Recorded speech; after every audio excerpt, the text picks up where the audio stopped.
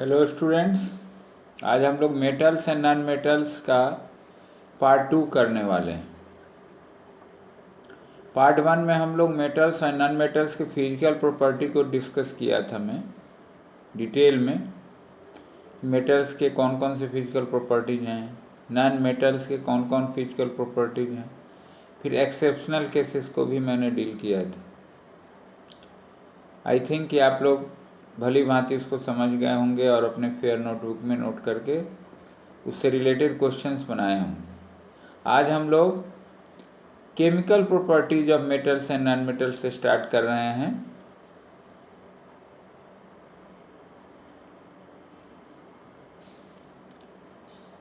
सबसे पहले chemical properties में हम लोग देखेंगे रिएक्शन विथ ऑक्सीजन।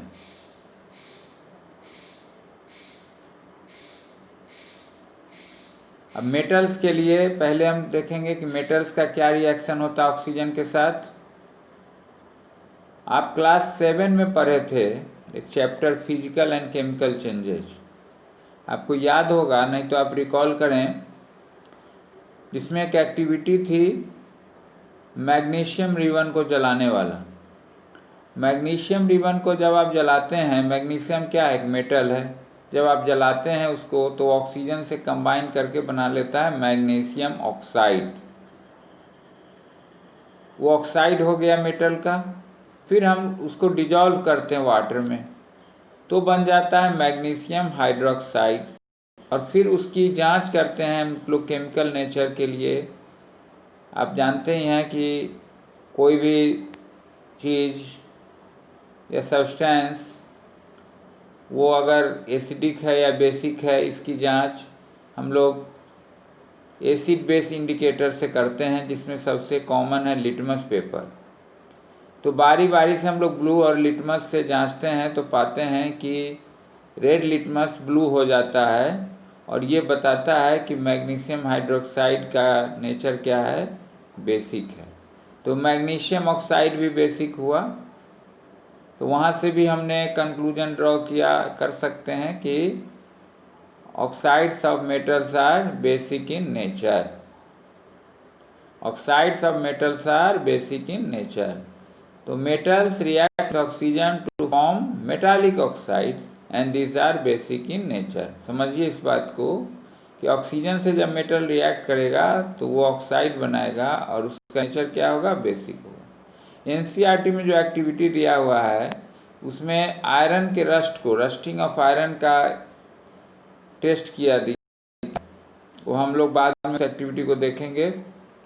आयरन भी क्या होता है, जब ओपन एयर में रहता है तो ऑक्सीजन के साथ साथ वो वाटर के भी संपर्क में आता है और हाइड्रेटेड आयरन ऑक्साइड बना लेता है, तो वो भी मेटल का ही ऑक्साइड है। Fe2O3 into H2O hydrated iron oxide बनाता है, तो that is also an example of oxide of metal.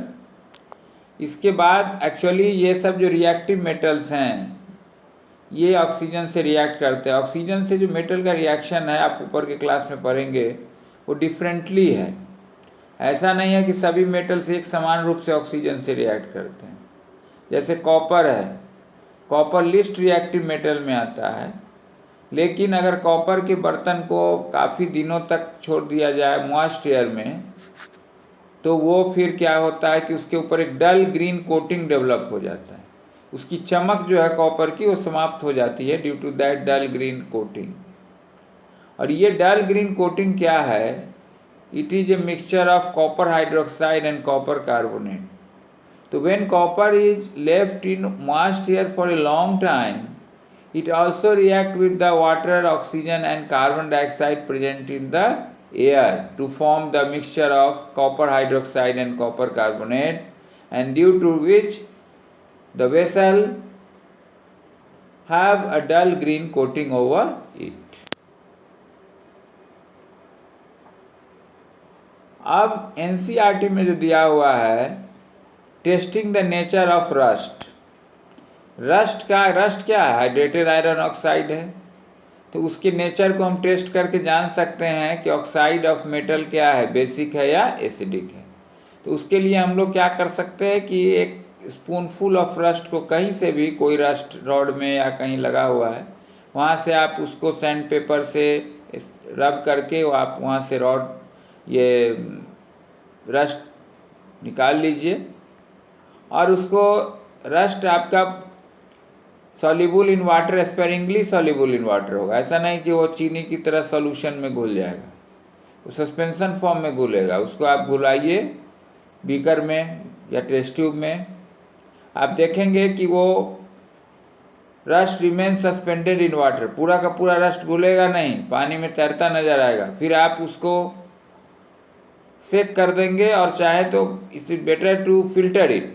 अगर आप फिल्टर कर लेंगे तो जो सस्पेंडेड पार्टिकल हैं वो फिल्टर्ड आउट हो जाएंगे, और आपको जो क्लियर लिक्विड मिल जाएगा वो क्या होगा, वो iron oxide, hydrated iron oxide का मिक्सचर होगा, आयरन हाइड्रोक्साइड हो जाएगा। और फिर उस सॉल्यूशन का हम लोग रेड और ब्लू लिटमस से चेक करेंगे। तो अगर ब्लू लिटमस पहले डालते हैं तो वो अनइफेक्टेड होगा, उस पर कोई चेंज नहीं होगा। और when you dip the red litmus then it will turn into blue. तो इससे क्या पता चलता है, इससे ये पता चलता है कि ये आयरन ऑक्साइड भी बेसिक इन नेचर है। इससे पहले मैं बताया मैग्नीशियम का, मैग्नीशियम हाइड्रोक्साइड का भी हमने जांच किया था, वो भी बेसिक था। तो इससे हम लोग एक कंक्लूजन ड्रॉ करते हैं कि generally metallic oxides are basic in nature. अब ये डायग्राम आप देख लीजिए, यहाँ पे एक्टिविटीज एनसीईआरटी में भी है। ये आपका रस्ट है, टेस्ट ट्यूब में घोला गया है, फिर उसको पहले वॉच ग्लास में घोला है नीचे, फिर उसको टेस्ट ट्यूब में डाल के सेक किया गया, फिर उसमें से थोड़ा सा बाहर करके वॉच ग्लास में रेड लिटमस पेपर से उसको भिगाया गया है। तो रेड लिटमस पेपर का वो पार्ट जो उससे घुल जाता है, उसे टच कर जाता है सॉल्यूशन से, या सस्पेंशन कर लीजिए, इट इज बेटर, तो वो आपका ब्लू हो जाएगा। और ये बताता है कि आयरन ऑक्साइड क्या है, बेसिक है।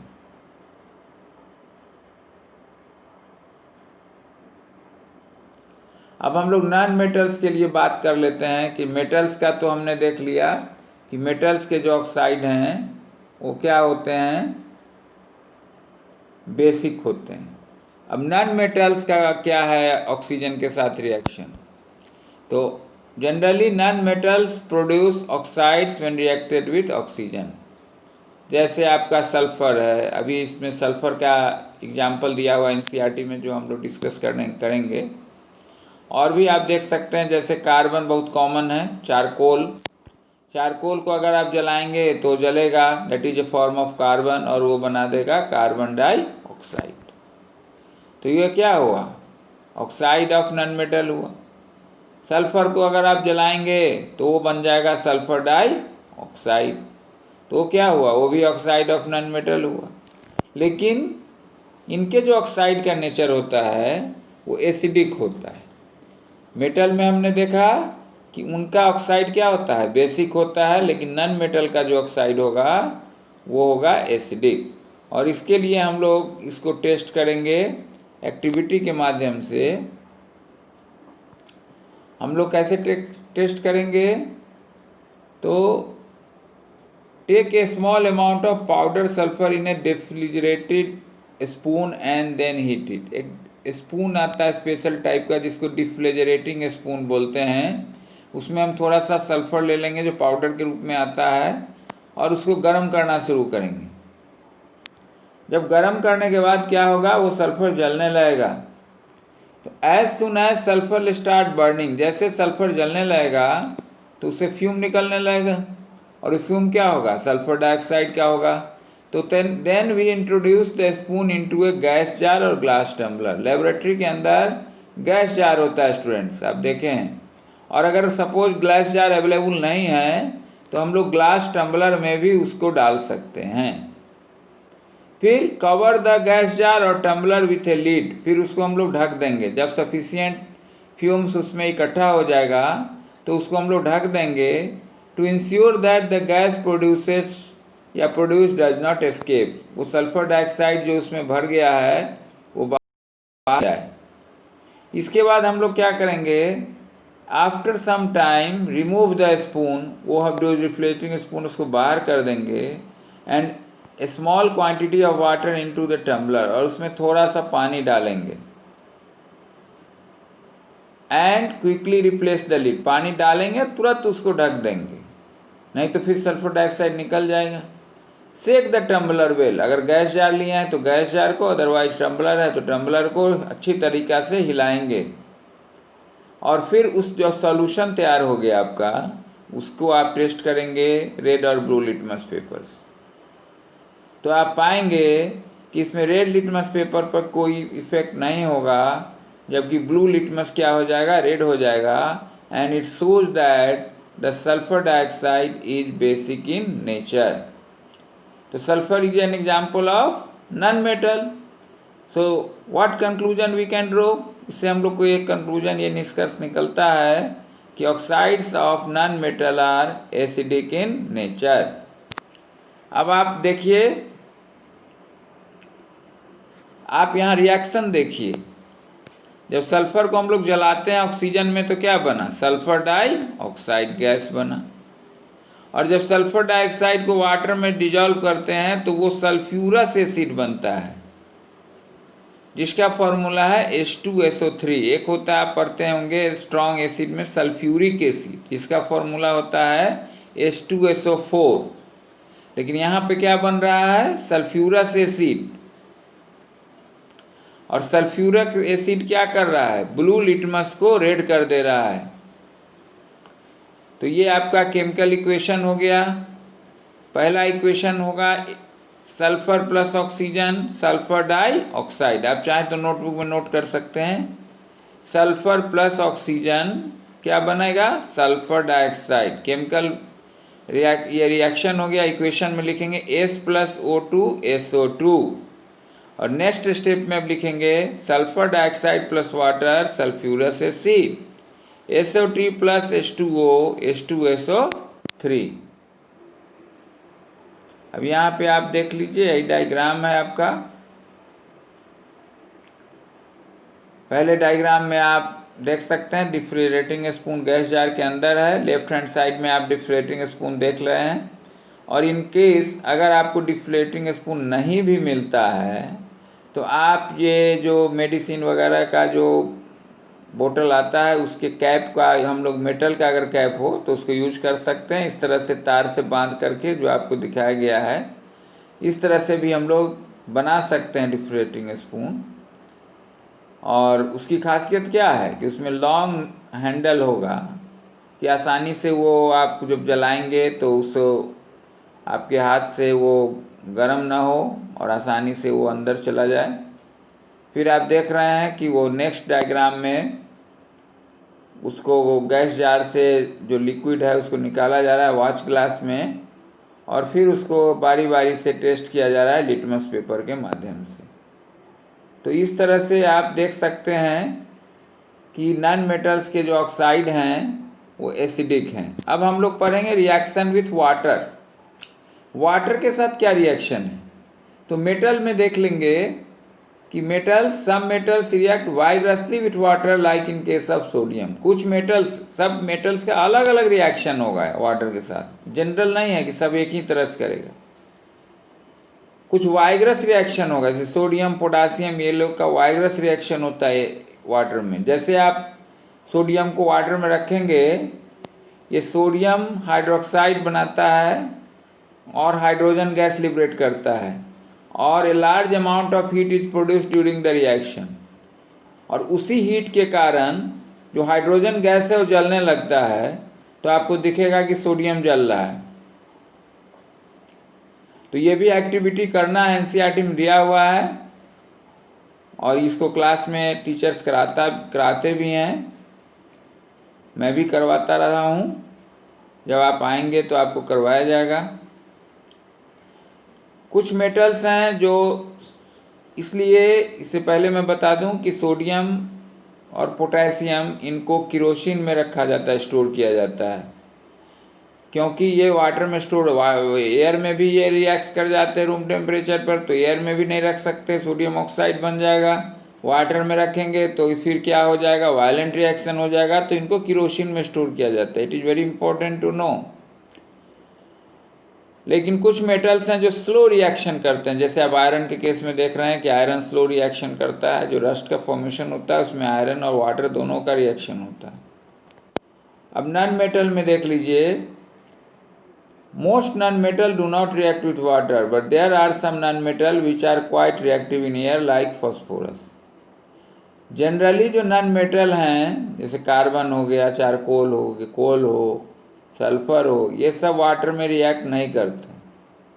लेकिन कुछ नॉन मेटल जो जैसे एयर में भी रिएक्टिव हैं और वाटर में भी रिएक्टिव हैं, जिसमें कि एग्जाम्पल है फॉस्फोरस।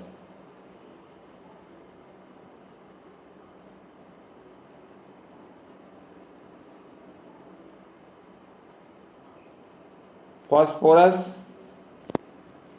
एयर में काफ़ी रिएक्टिव है। फॉस्फोरस को अगर एयर में आप रख देंगे तो रूम टेम्परेचर पर उसमें स्पॉन्टेनियस कंबशन शुरू हो जाता है, लेकिन वही वाटर में रखेंगे तो कोई रिएक्शन नहीं होता है।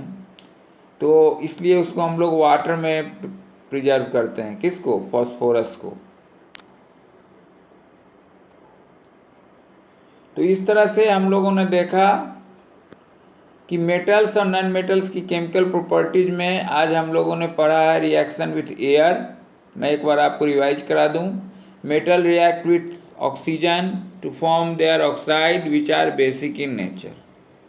इसका दो एग्जाम्पल मैं डिस्कस किया। एक तो रस्ट का टेस्ट है एक्टिविटी के माध्यम से, और दूसरा हमने बताया मैग्नीशियम, चूँकि आपने क्लास 7 में किया है, वो आपके सिलेबस में burning of magnesium ribbon. That is also an example of oxide of metal. फिर हम देखें नॉन मेटल के लिए, non metal also combine with oxygen to form oxides which are acidic in nature. इसमें सल्फर का देखे हम लोग एग्जाम्पल, और कार्बन का भी मैं बताया आपको। फिर हम लोग रिएक्शन विथ वाटर देख लिए कि मेटल कैसे रिएक्ट करता है। सोडियम पोटासियम का वायलेंट रिएक्शन है, लेकिन कुछ मेटल्स जो स्लो रिएक्ट करते हैं, जिसमें आपने एग्जाम्पल मैं आपको बताया हूँ आयरन का। फिर नॉन मेटल्स में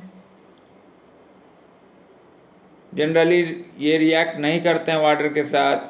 जैसे आपने देखा फॉस्फोरस एयर में इसका रिएक्शन होता है, रूम टेम्परेचर पर ये जलना शुरू करता है, स्पॉन्टेनियस कंबशन का उदाहरण है, इसलिए इसको हम लोग वाटर में स्टोर करते हैं। अब यहाँ से हमने कुछ शॉर्ट क्वेश्चंस आपको दिया है, इस पे आधार पर आप इसको बनाएंगे। फर्स्ट है what is the nature of oxide of metals. ये भी आसान है, आप बना सकते इजिली।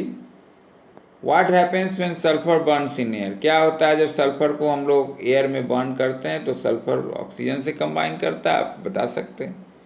थर्ड है what happens when sulphur dioxide dissolve in water. अभी जस्ट हम लोग इसको देखें कि सल्फर डाइऑक्साइड को वाटर में डिजॉल्व करेंगे तो क्या बनेगा, वो लिखना है।